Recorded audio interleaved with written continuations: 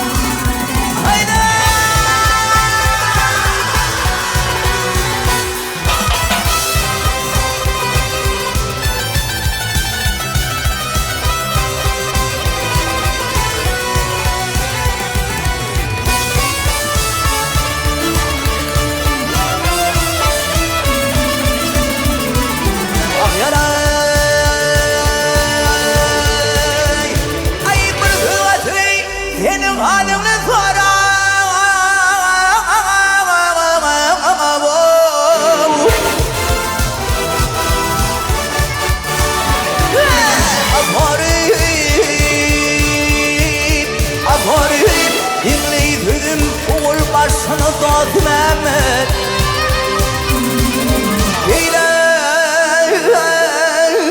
ay beni bir vefa verme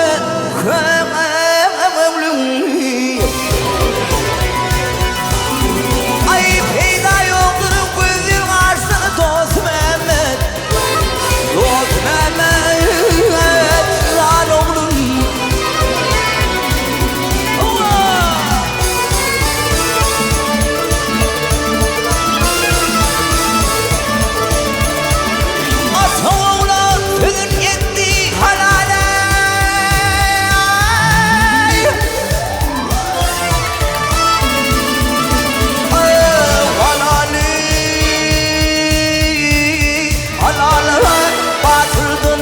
Şıtlavlu cemala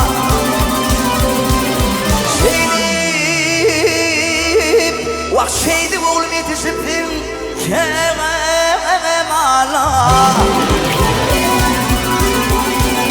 Kaldırma gözümle yaşını dost Mehmet Dost Mehmet lan oğlum Vah balığım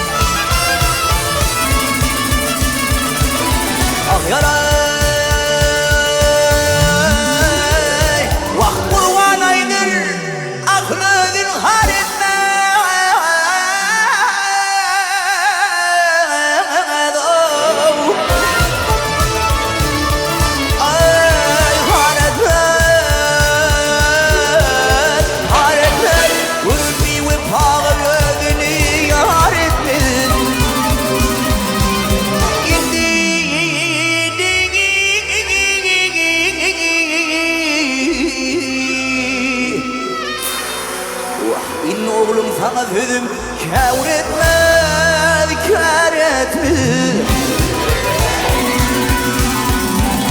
Bilir bağrımda sönmedin dost Mehmet Dost Mehmet can oğlum